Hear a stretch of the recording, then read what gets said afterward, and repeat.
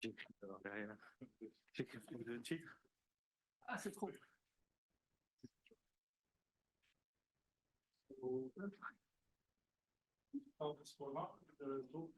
Denis Bernard from École normale. Let me introduce myself. I'm Pierre Ledoussal, for people who don't know, also from École normale. Denis is a very distinguished colleague who has worked a lot on many topics in physics like turbulence and disordered systems and many other things. And recently he's been working on quantum integrable models, and today he will give a very pedagogical introduction to the quantum exclusion process. Okay. Thank you, Pierre. Thank you, Guillaume, Alexei, for the invitation. It's a pleasure to be here. So you asked me to give 4 lectures on that topic, which I will try to do. So I will talk about some quantum extension of exclusion processes that we have tried to study formed by amateur. So amateur in French has a double meaning. Can be someone who is not a professional, or someone who likes something. So you can be an amateur but professional at the same time. First lecture will be on kind of motivation on general landscape. So I call it why, what, how. And second lecture will be on SEP, which is a quantum version of SEP, so it's a quantum symmetric simple exclusion processes, the basics. And third lecture will be solving QSEP on free probability.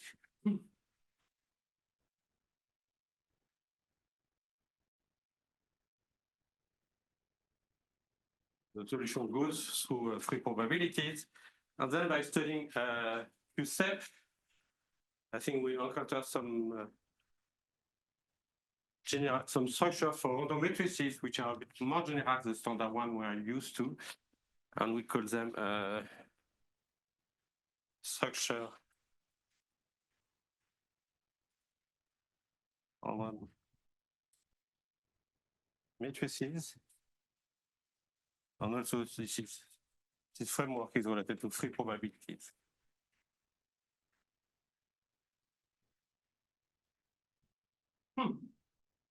So this part will be independent of quantum exclusion processes, but I think it at least pose some question about how to generalize the usual, let's say, Wigner or R matrices for matrices which have some structure.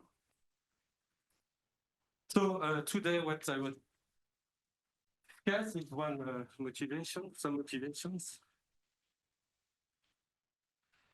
Then a glimpse, what I call it a glimpse of on quantum exclusion processes.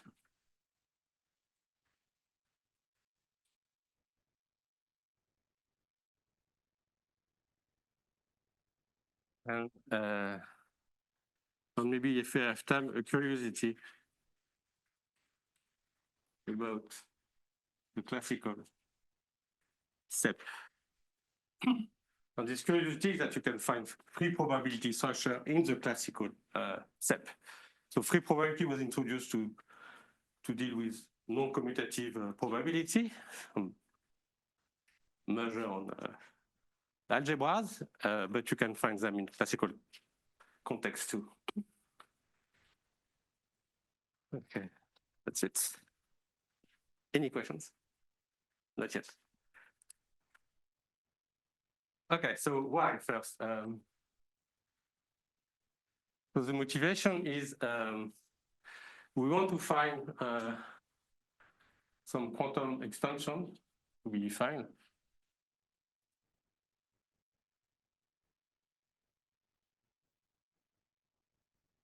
Of the so-called macroscopic fluctuation theory.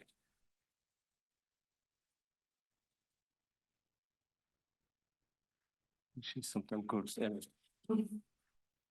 So probably you know macroscopic fluctuation theory, let's have a general framework which is adapted to deal with classical diffusive system and fluctuation in classical diffusive system. It has been formulated, let's say, 10 or 15 years ago by different groups following different approach. It's in a way coarse-grained version of coarse-grained version of SAP is an example of the macroscopic fluctuation theory, but it's more general. So the MFT did with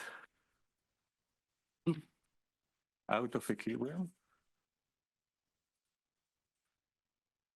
diffusive system,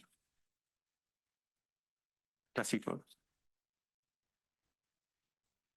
systems. So typically, for example, if you are in 1D, you have a system. That's your system. And you put it into contact of two reservoirs on the side. And if there is an imbalance between the reservoirs, there will be the flux of something. If there is a flux of something, then it's not anymore at equilibrium. Boltzmann theory rules doesn't apply, and you have to find what will be the analog of the Boltzmann rules. So the simplest way is when you have, let's say, so you characterize the system by some density. Let's say density of particles. If you have a flux, it means that locally you have a conservation law. So you have a current, which tells you what is the flux. And this one should be linked with the conservation law. In 1D, it would be of this form. And so if there is a imbalance, so if you impose that there is a density Na at the boundary here, and NB, since there is colors, NB, different from Na, now there will be a current in the system. Let's say if Na is bigger than NB. So if the system is diffusive, then the current for diffusive system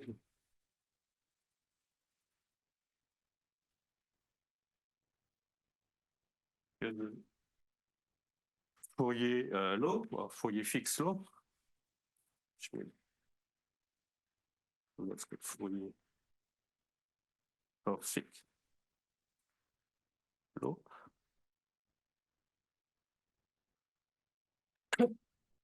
And the way MFT is defined,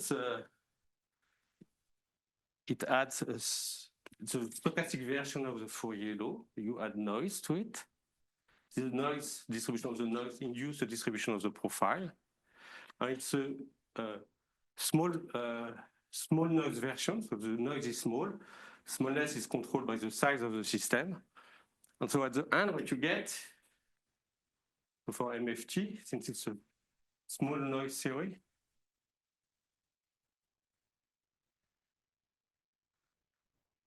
you get large deviation description, deviation principle, for the fluctuation of quantity which is related to transport. So it could be, for instance, you can look at what is the probability to have a given profile of density.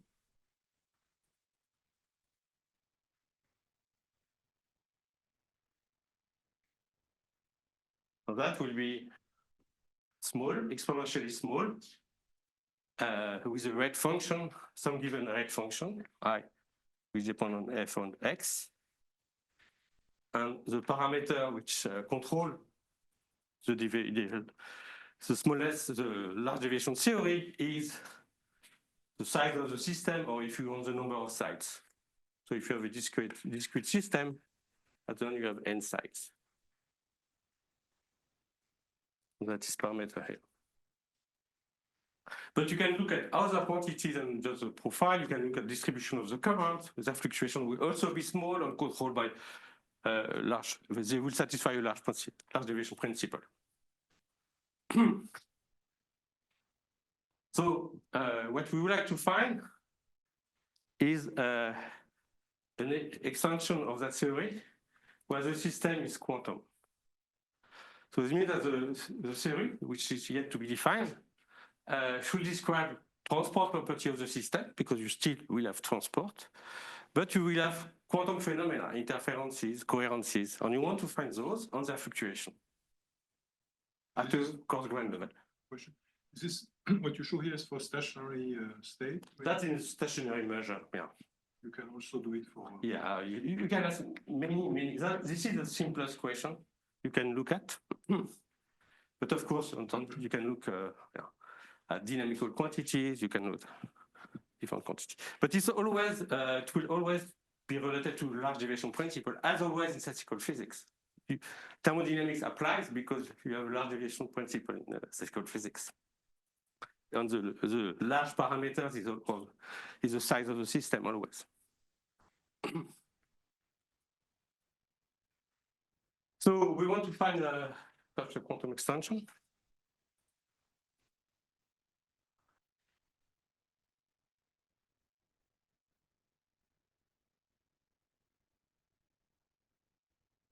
So the quantum extension should, so maybe it's what?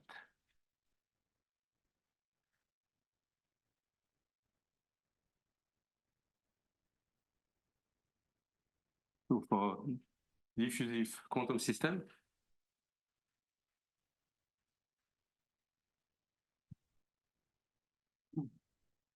and this theory should describe transport and their fluctuation.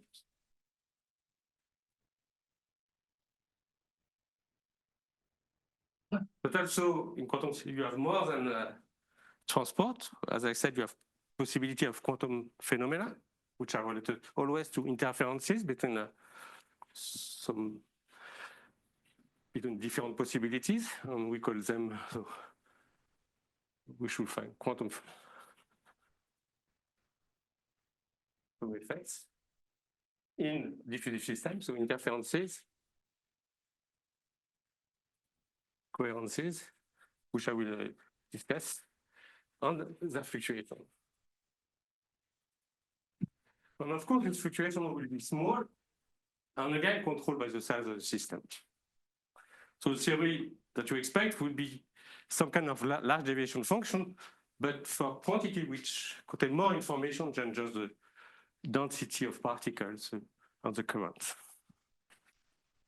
So since we don't know the theory yet, we study simple models.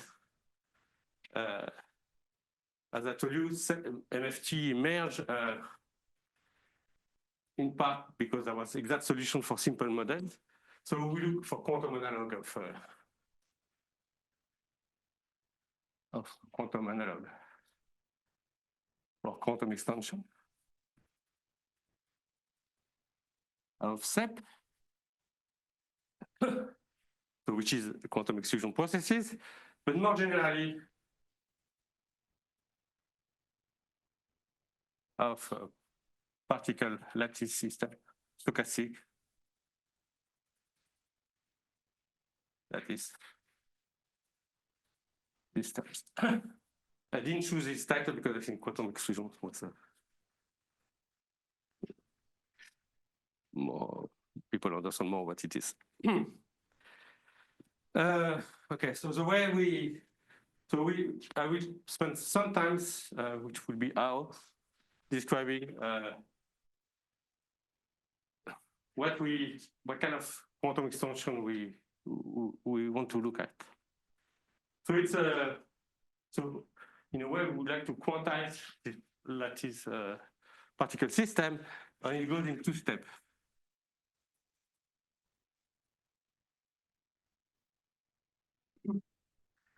So the first is that we have to quantize.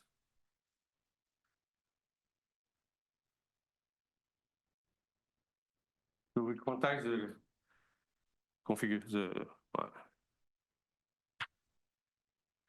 the configuration space. In general, for all these lattice particle system, you have some configuration space, which I will call C, let's say. So which is the set of all possible configuration for your particles. So in SEP, it would be the number of particles at each given site.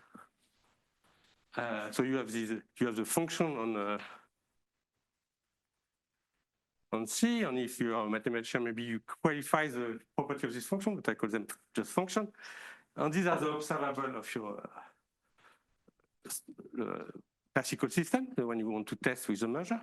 And the quantizing is to replace this abelian algebra by a non-abelian algebra, non-commutative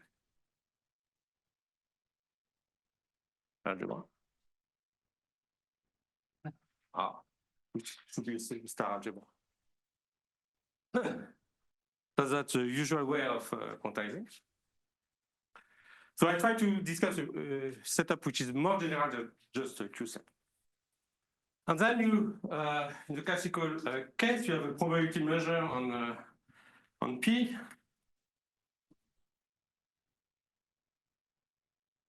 On C, probability measure on C. And this is, as usual, replaced by a states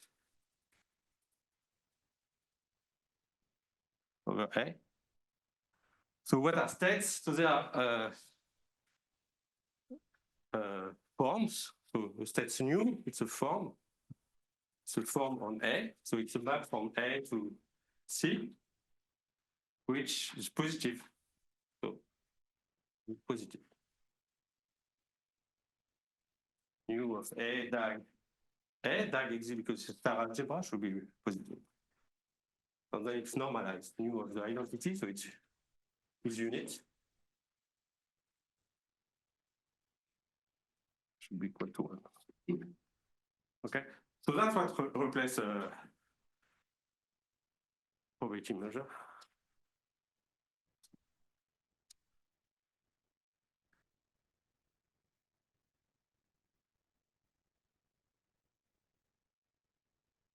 Then of course I forget something. So A, when you quantize, so the first one I should have said, the quantization comes from a representation of A, so 2.1, first point. Which I forget to say.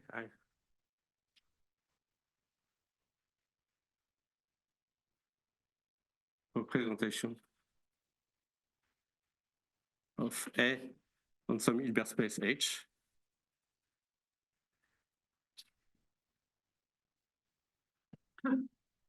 And when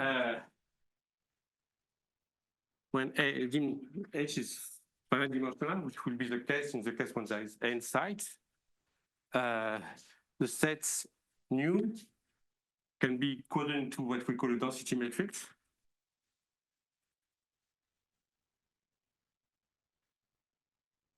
Which we already know for. We are nu of A for any A in A. It's just a trace of rho in A. So you have to think about the trace as an integral. A is like a function. Trace is like an integral.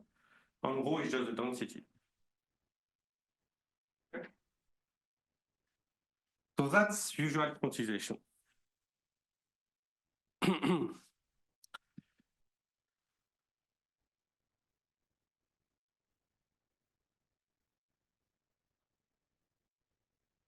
So why it's analog of the probability measure is that if I take the example of SEP, so we have in 1D, we have a chain of n sites, or n plus 1, from 0 to n, so n plus 1 site.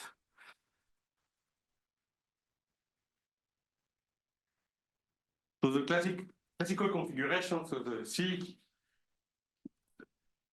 classical configuration is something which is the data of the number of particles at each site. So in general, for SEP, the number of particles is always 0 or 1, but in general, you can have many for more general model. And the way we are going to quantize that, we are going to say that H will be formed with the basis index of states n, index by the classical configuration. So the dimension of H in SEP is 2 to the n in SEP, for SEP. And we take as the algebra B of H. Okay. So rho is the state. So when we view rho here, so rho is when lim H is finite. Forget. And in this case, we take it. So what is the formula? Let's take a P of H.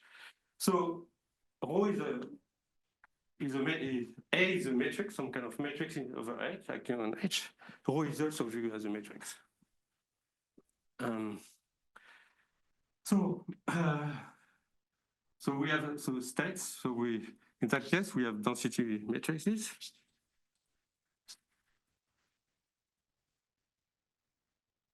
Rho, which are 2n by 2n. So if they are diagonal in the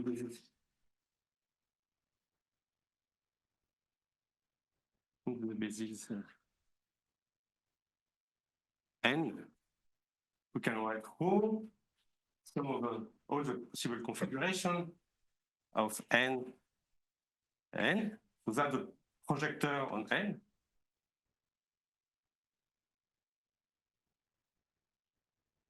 On the steps n. And then there is a coefficient here, which might depend on the classical configuration. By positivity, this number p, they are all positive. And the sum one.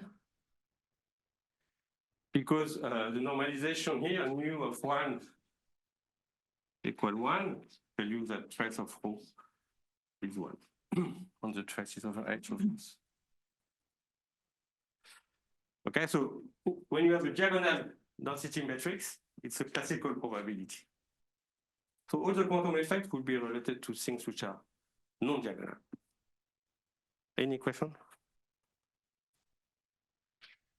What is P of H there? P of n, this one? No, above P. Bounded operator on H. For me, it's matrices. For you, it has a meaning, but for me. So it's the set of matrices. Yeah. Space. That's it's more or less, but there is some norm property. Endomorphism on H, more or less. The matrices over H. For me. Why do you start at side 0? So here you have because I'm used to, but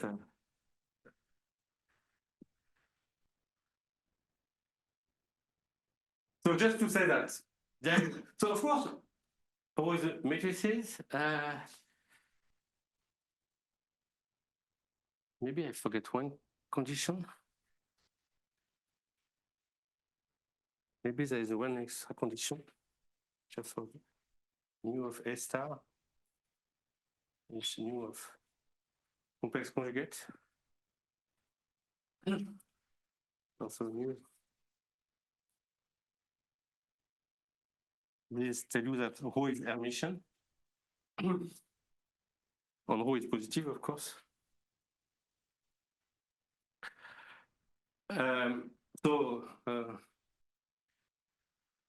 Yeah, so since rho is Hermitian, it's a finite matrix, you can always diagonalize it. But we are going to discuss dynamics of these states in order to have quantum expansion of the notion of dynamics in SEP. And when we say that when rho is diagonal, it corresponds to a classical probability, it means that the basis in which is diagonal should be preserved by the dynamics, which will not be always the case. But the second one is that just what we are used to in quantum mechanics is a simple generalization of probability space with rho playing the role of density probability. Okay?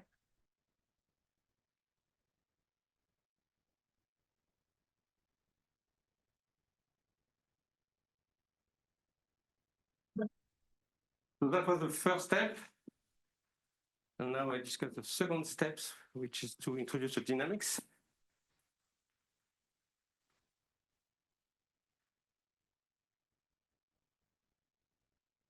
So, one step, we define. So this first step is just purely we define the analog of configuration space. So it's some kinetic framework on which we want to define some dynamics. So define a noisy stochastic dynamics. So these noisy dynamics will act on states.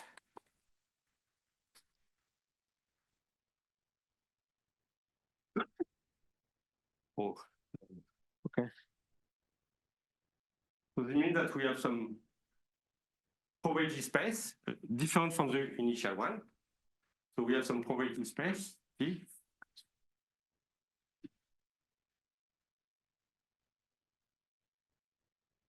With event omega. So this P has nothing to do with the classical probability space on which we define the particle lattice system. It's a different one. And since we define dynamics with the filtration, with there is the probability measure, which is the P, filtration on E, the expectation value.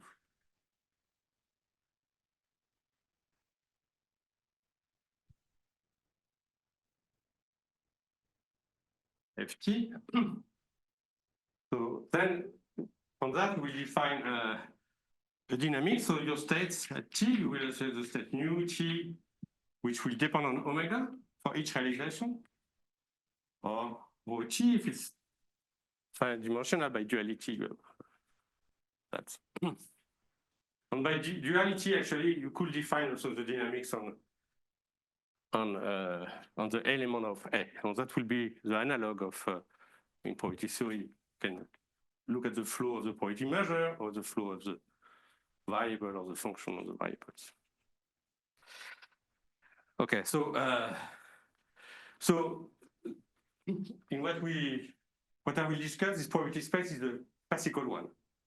No, not quantized. It could be, but it's not. Okay, it's a classical probability space. And what I will, okay. So what we are dealing actually is just classical stochastic processes.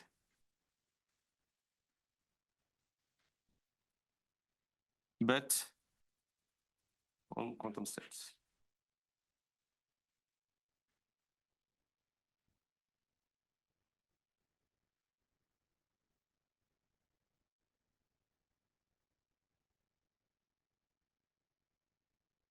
And to make contact with the classical one, what we will impose, so we impose a condition, so it will be two bits, because I said that there is only two steps. So with a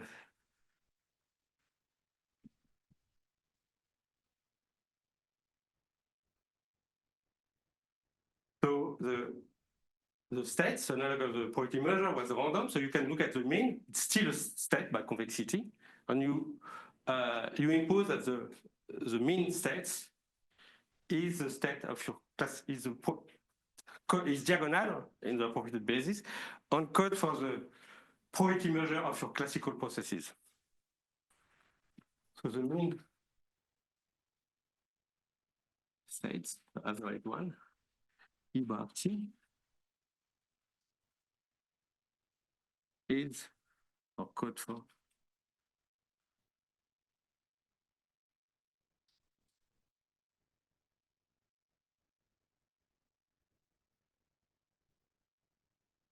So if we have that, then we can declare that the process that we have is some quantization of the classical process, the chosen given classical process. So you start, what we have in mind that you start with a classical process, so you choose it, you want to look at some quantization of it.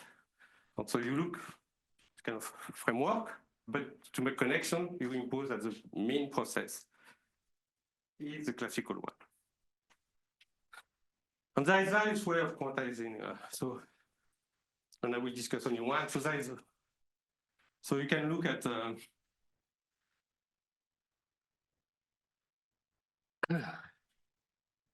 so the flow here can be unitary, which is the usual framework for dealing with a closed system.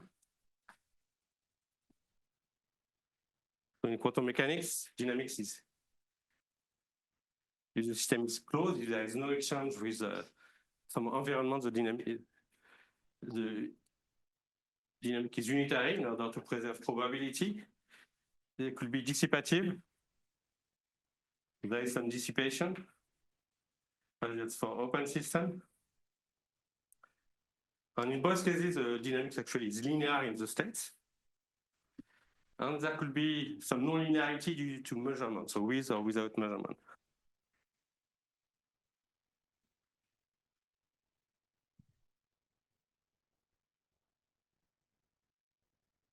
I don't know if you know, but the quantum mechanics, when you extract information on the system, when you do measurement, then there is so the output you get, so the information you get on the system is random, and the randomness is coded by the states.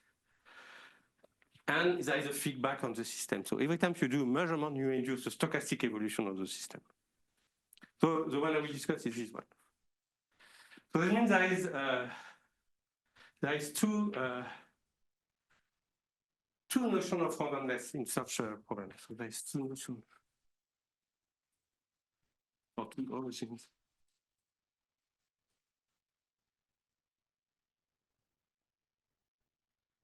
So there is one which is quantum, which is coded in U or O. And if you think, so so the function in classical setting, the functional configuration is a way to test the configuration. So it's what we call observable. So the element of the algebra are the analog of observables. The nu of A is in a way that's what we call the quantum expectation value.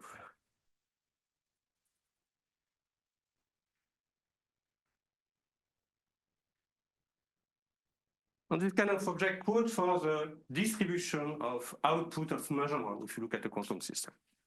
So that's the first origin of randomness, and there is another one which is classical. It's because nu depends on omega. For omega. Just because the states, which code for the quantum randomness, is actually random, but in a classical meaning. This means that you can look at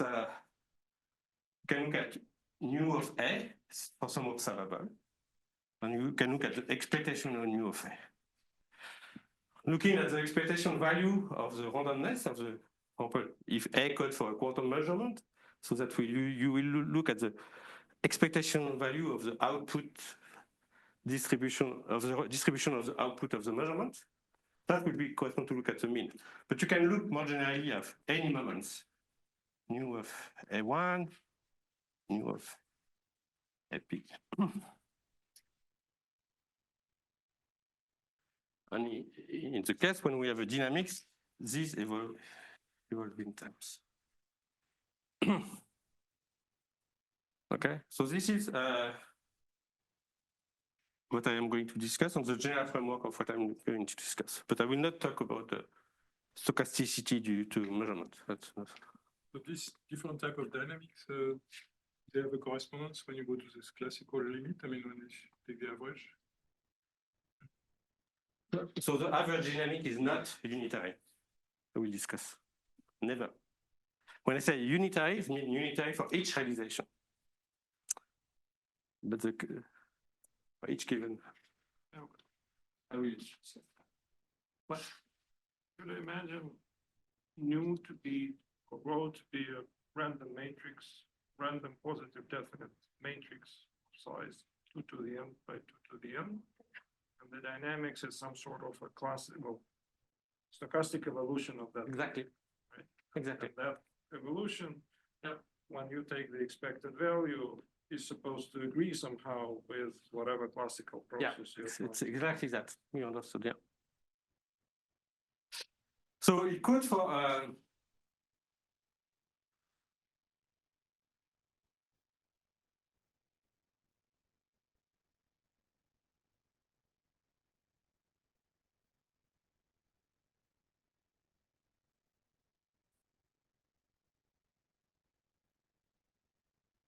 so maybe a remark.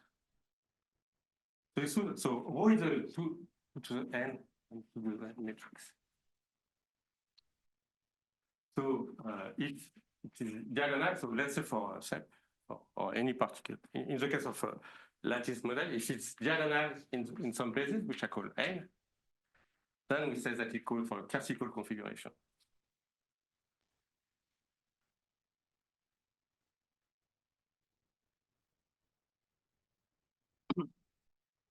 But so if it's diagonal, it just means that rho is the sum of a projector on that state.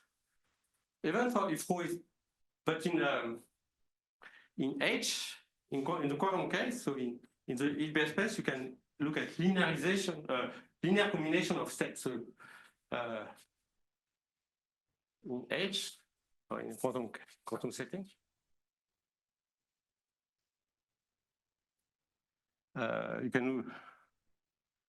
you may look at linear combination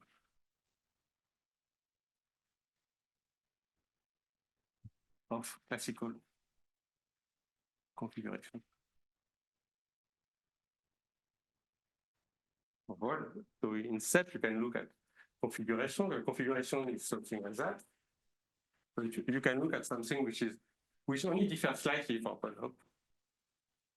So even if they have the same coarse-grained distribution, you can add them up and look at density matrix, which are projectors on this classical configuration. So you have more possibilities in the quantum case.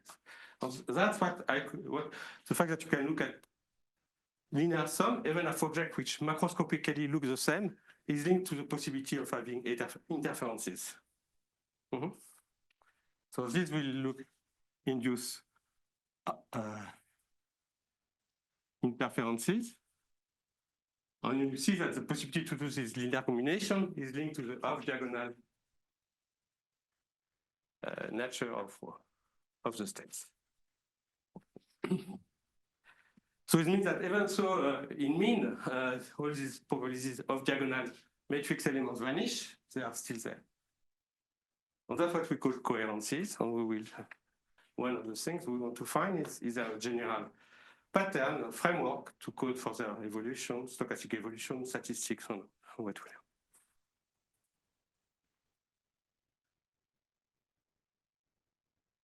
Okay? Too general? No? So maybe I will be a bit more specific to QSEP.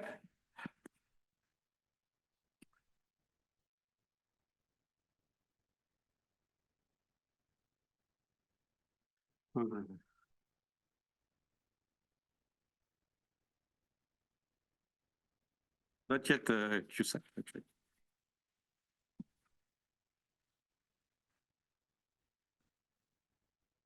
What time is it? Oh. Okay, so what I have in mind is a SEP, of course, but QSEP. So we have this side, so I start with at 1, following Guillaume's suggestion. n sites. And every time there is 0 or 1 particles, classically. So it means that the configuration is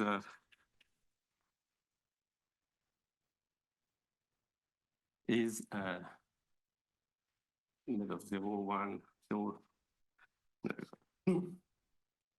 So the Hilbert space is generated by these configurations, H, that we mentioned to the N. And the first thing that we have is that this configuration space is in correspondence with Fock space.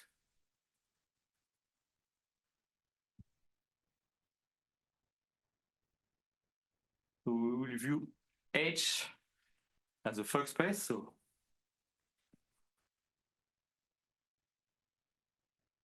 we call it harmonic subspace. But for you, F is simply exterior algebra with V is C to the N. So that's a harmonic Fock space. It's just the exterior algebra of V. So what I'm going to discuss, I will always have in mind 1D because that's where you can solve it, but you can define the kind of model we look at is for any graph. And then V will be replaced by the set, the C to the number of vertices. Okay. So what is this Fock space? You have C plus V, V is wedge V, wedge V, and so on. So this corresponds to having 0, 0, 0, 0. So that corresponds to have no particles. This corresponds to have 0 except at one site where you have 1. Okay. So 1 particles. This corresponds to have 2 particles. So here you have 0 everywhere. You have 0 except 1, 0. And here you have 0, 1, 0. And so on. So effectively, maximum exterior power is n, corresponds to a full 1 particle everywhere.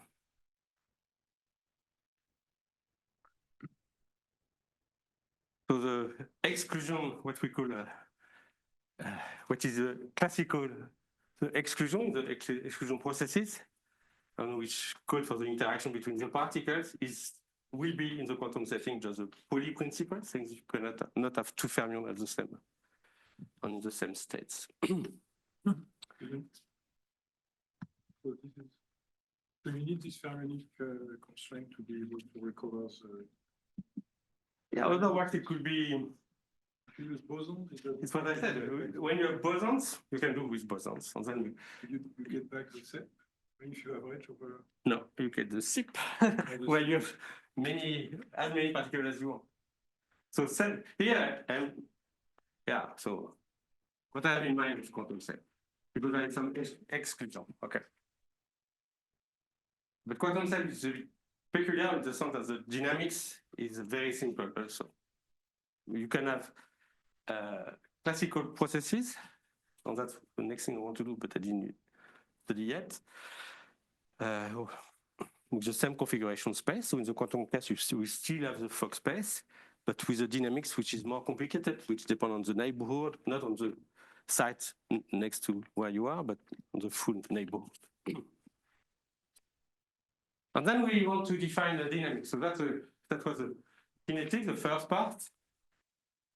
And then we want to define the dynamics. And as in the classical case, there is two cases. Either it's a closed system, which means that your system is on a ring, or it's open. So you are on the link. So here the dynamic will be unitary for each realization. And here the dynamic will be unitary in the bulk.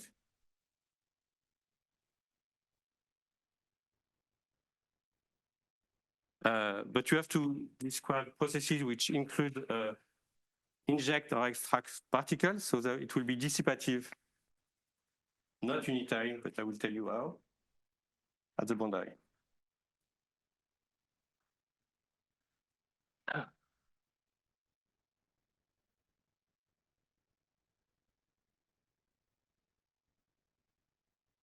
So first, closed.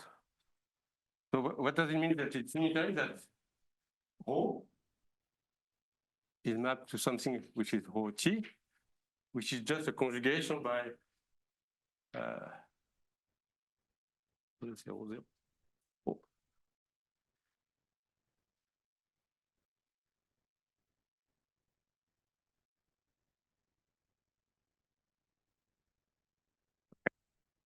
Some unitary transformation.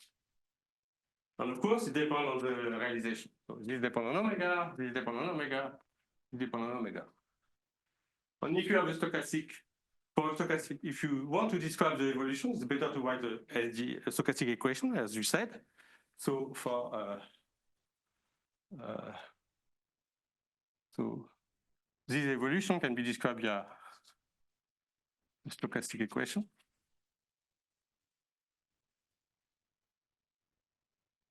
And I will write maybe in a thing which is unfamiliar for you, but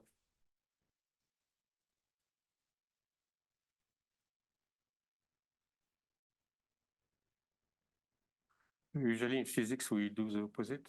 No, so you have some Hamiltonian increment, which will be so these are Hermitian operators, dHt, omega, dag is dHt, omega. It's just what I wrote that any unitary element is the exponential of the Lie algebra SUN. Okay. UN. So that's a stochastic equation, classical one, stochastic variable right here. This will become a classical stochastic equation. I implicitly, I assume, Ito convention. And I will write it in a more familiar, you can write it in a more familiar way, but this depends, I will do it next time. What can be said to that? Okay, that's it. Okay, so that's a closed case. I want to say. So if we look at the open case,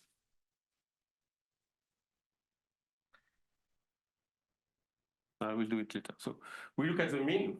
So what's the dynamic on the mean?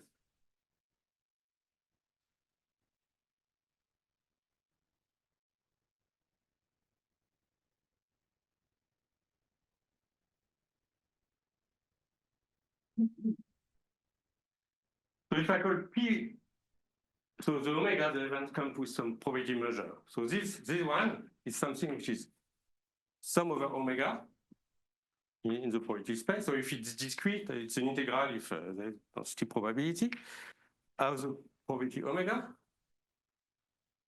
So, okay. UT omega or UT omega dag. Which is a linear map, so I can call it PT bar of rho. So for self, this one, the omega, the probability space will be that given by a collection of Brownian motion. There will be one motion, complex Brownian motion per edges.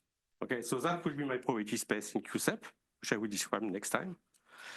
So that will be an integral, and that will be the distribution of this Brownian motion. Okay, so I would DH, because DH will contain some Brownian increments, and you will have to use Ito calculus to write a stochastic equation for that. Okay, any question?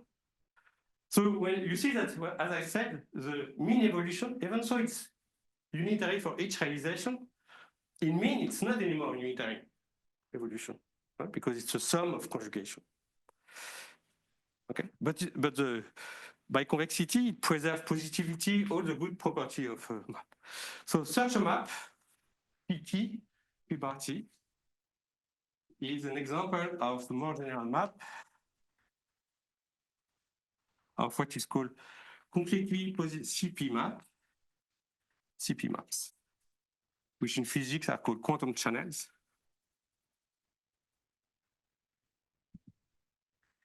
And CP means completely positive.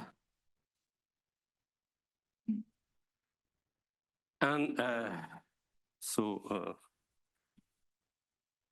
what it means is that it preserves the positivity. This setup of map preserves the positivity of the states. They are linear in the state, preserve the positivity. They preserve a bit more than the positivity. They preserve what is called complete positivity, which is positivity when you glue the system with an ancillar, a spectator ancillar system. So I can define it, but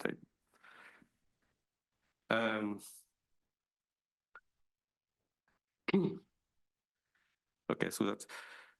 This is not the most general one, but you can see that it preserves the trace. If I do the trace of the, so it's actually trace preserving,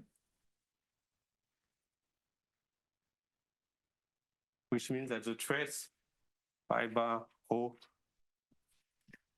is a trace of is 1, or trace, which is otherwise it's trace of O. Because if I do the trace, by the cyclicity of the trace, it's unitary for each realization. So this cancels, there is a trace for some of the probability with each one. But that's not the most general one. So what we demand is that this pi bar should be SEP.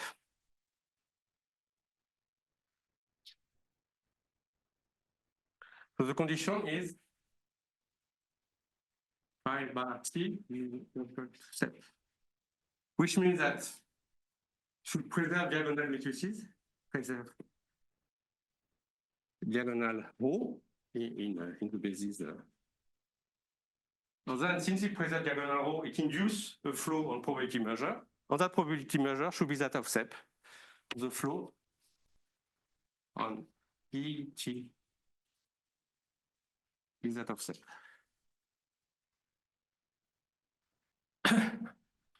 And the way to check is that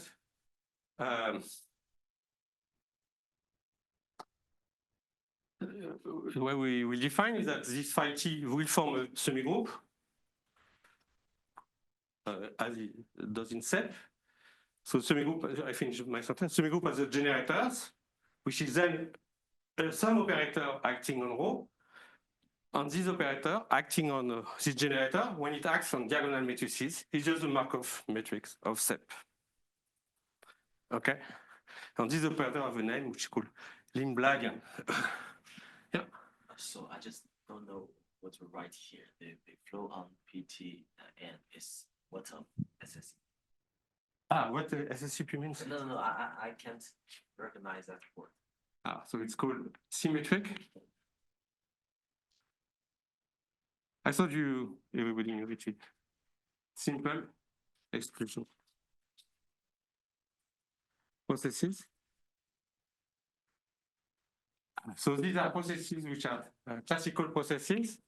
For the configuration, you have particles on the side. So either you have 0 particle or 1 particles. 1, 0. Okay. At every instant, you have a probability to jump. The particle has a probability to jump to the left or to the right. With the same, so the particle can jump. That one can jump here. Let's say this one can jump here or here, with equal probability, some rate of jumping. But it's so that's a symmetric, the same rate. There is an exclusion that means that this particle cannot jump here because there is already a particle. So you never have more than 1 particle. So that's a classical process. Okay. Actually, what I want to ask is that what you write before the word SSC. So the flow on P is that. On that. That. Of Okay, sorry. Okay. So in particular, what does it mean? Is that it means that for example, when t is large, as a consequence, so this implies that for t large, for t goes to infinity, O bar t is something as a steady measure on step, steady of step. What does it mean? That means if I compute, for example, expectation value in step,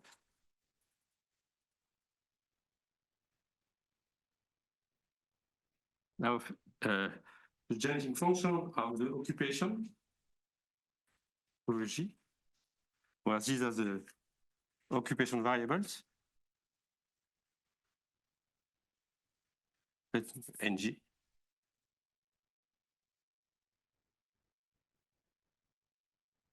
So NG equals 0 or 1, depending.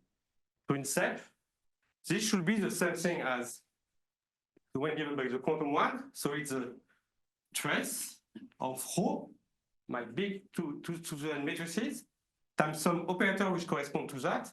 And that will be simply sum over G, H, G, the number operator, which I will discuss, taking the expectation value with respect to Q self.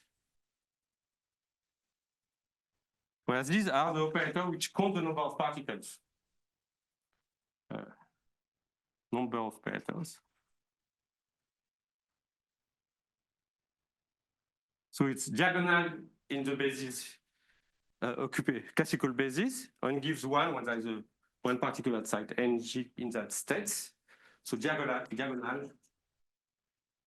in N.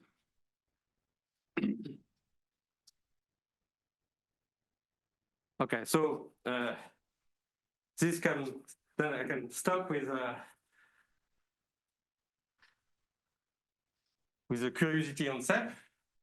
So before that, I should do, so the dynamic for the open one is exactly the same, except at the boundary, where again, those processes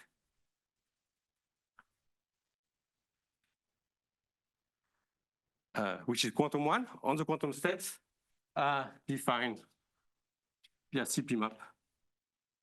So they are not quantum. And they just correspond to the injection. When you check that you have the same property. So this property means, so as I said, we are going to solve for QSEP via free probability. Okay. So an application, which I will not prove, but maybe at the end. So ESEP, the steady one, that follows from free probability. And why it follows from free probability? Because, as you said, we are going to deal with big matrices. So this means that in classical set, you have free probability. So if you look at this function here, which is the large deviation function, which is exponential. So you look at the classical one set, as a consequence, it's like that. Sum over G, Hg, Ng. We know that it satisfies there is a large deviation function, which is the Legendre transform of what I call I before. And there was a formula, exact formula for that, but actually this one can be written in terms of free cumulants. So what you can prove, so there is a claim, and I think it's a proof, theorem, to F classical H, so I say, no,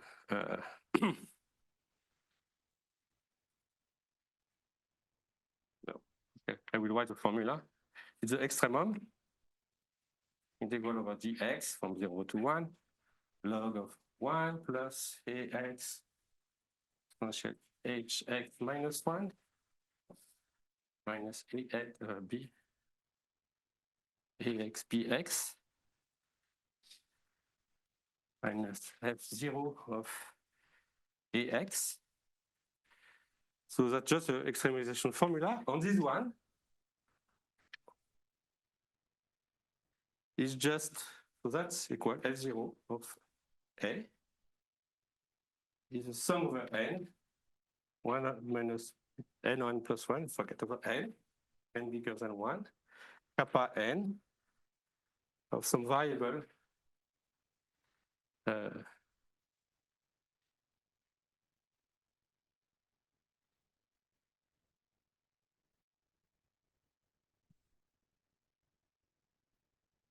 and these are the free cumulants. So you, well, here are the free cumulants.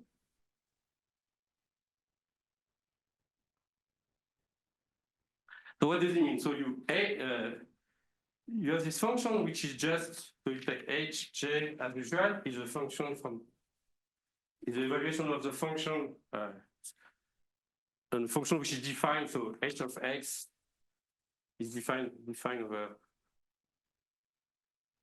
0, 1, take it smooth, whatever, and that's your test function, okay? It satisfies a large deviation principle, which was computed using various techniques, matrix on that, or whatever, probably you know them. We have an alternative formula where actually it's given by some extremization problem, where now the source of this extremization problem is the sum of free cumulants, because on 0, 1, you can equip 0, 1 with the Lebesgue measure. So it's a probability space. And for any function A, you can define a function which depends on x, which is integral. So it can view as a variable on this probability space. When you have some variable, you can define the usual cumulant, but you can also define the free cumulants, which I might define. So you do this linear combination that maybe you recognize from quantum matrices. And then that's you have this formula.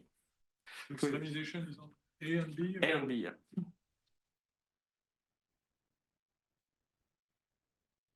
When you say extremization, it's a tip or We don't know. What matters is that you take derivative, and you have conditions on A and B, and you prove it. If I take derivative with respect to B, A should be equal to 1 over this function. So there is a relation between A and B. I take derivative with respect to A, B should be the functional derivative of that. And give me two relations. Yeah. The closed chain or the open chain? Or either The open one. The The closed chain is super easy. And yeah, that's what I was thinking. But then the open one, there's no word of the boundary. I mean, the boundary parameters that. It's an open chain, and I put A equals 0 and B equals 1. Otherwise, you can shift A and A. Okay, so that was a curiosity I wanted to mention. And you get this formula because you have this connection with the quantum one. So to lead to the quantum one, at least give you a different perspective. Maybe we will never manage to find the quantum extension of MFT, but it gives a different perspective. And maybe I want to finish that we have there is not completely a proof, but we have this proof of a stronger of something which is a bit stronger. So here, in the quantum case, so there is a conjecture which is proved or argued for set, which is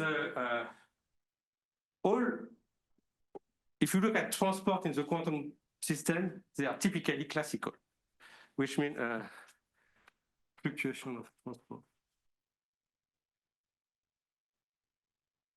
which validate the building of transport in the quantum system are typically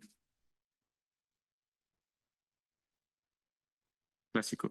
And then I will stop. So what does it mean in terms of so we can look at one example. In the quantum case, as I said, you have this state rho, which defines for you probability measure. So you can look at this kind of object, which will be the generating function of the quantum expectation of the distribution of the particle number. So that's a quantum operator, that's a number operator, again. So that's your quantum states. And it depends on omega, it's random. So what you expect on proving SEP is that this satisfies a large deviation principle. So there is a quantum large deviation function, okay, which a priori is quantum.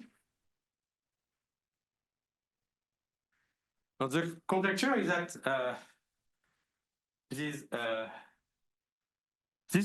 because it's quantum, it could a priori it could depend on omega, could depend on omega, which means it could be random. So the conjecture that it is the leading contribution is self-averaging, so it's independent of omega. So the conjecture says that for any of this class of model lattice, quantum lattice system, the way I define, conjecture is that LQ omega at leading order there will be independent of omega, self-averaging, on equal to 2F classical.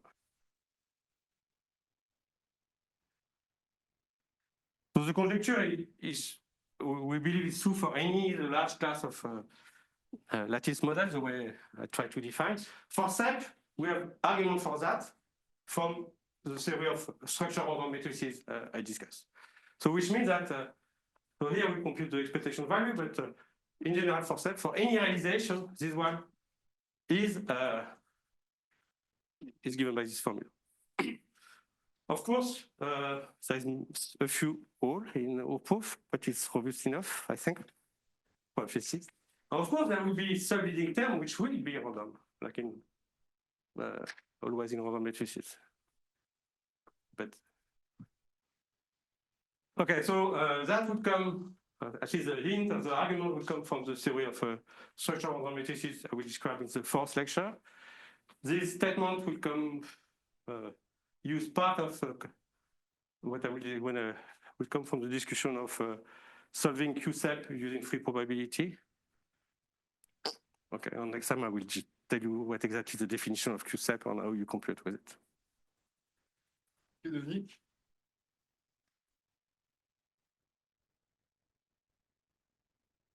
Short question.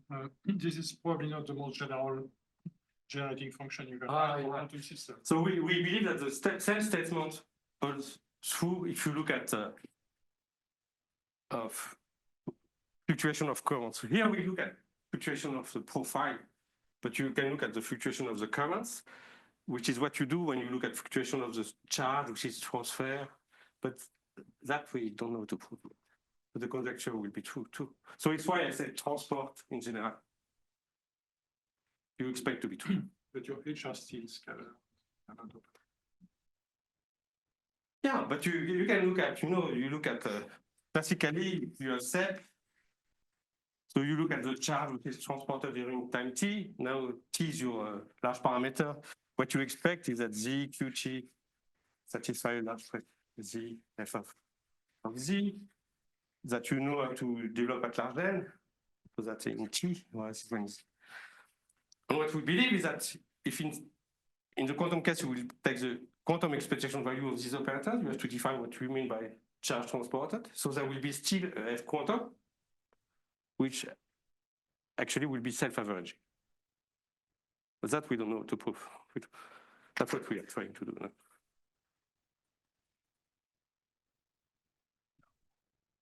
So the situation, you have some initial data, and then you run for some amount of time, and then yeah, but we look at we are in the steady states. So is t going to infinity faster than n, or because you have n going to infinity and then you have t going to? No, you should first take t goes to infinity and then n. Oh, so we didn't prove it, but we We didn't prove it in full generality, but we prove it for the first moment. In the open case, the steady, so this is a random variable, it has a steady distribution. Or in the open case, the steady distribution is expected or it is unique. Okay. In the closed case, it's not unique because the dynamic is unitary, you preserve your mini conserved quantity. But then what happens if you start from something outside of stationarity? Do you still believe this kind of statement to be correct? If you wait long enough, because there is only No, but if you what don't wait we expect is that this is almost sure with respect to the steady measure. Does it make sense to say it like that? I guess I was asking more of a hydrodynamic question. Like you have n sites where n is going to infinity, and then you run for time n. And I'm asking, do you expect this kind of statement to still be true if you do that? No, that will be true. So it's true that first you have to run so you have an hydrodynamic description, but the scaling has to be diffusive. So time should scale like n square. Okay. And then, so we have a hydrodynamic description. You will find such behaviors only when this new time is large. So the hydrodynamic description of the large time commute we expect. Okay. So then it's true that you could maybe take, don't take this parameter, but tau, where you have a tau fix. Tau is Tn square. No, tau fix, T is large. T over n square. So T is tau n square. Then we take n goes to infinity. Do we have a function which depends on tau? That I don't know. But if we believe that the limit commutes, the limit when tau goes to infinity should be the one. But that we'd never studied that. Yeah.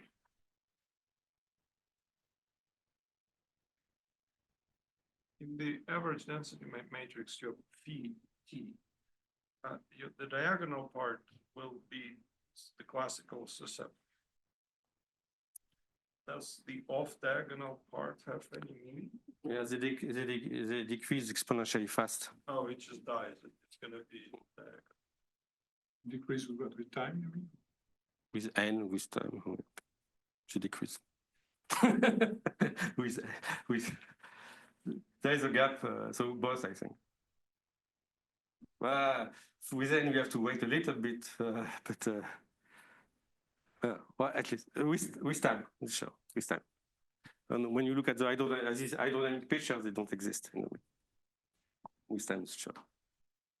There is a gap in the Lindbladian associated to the process.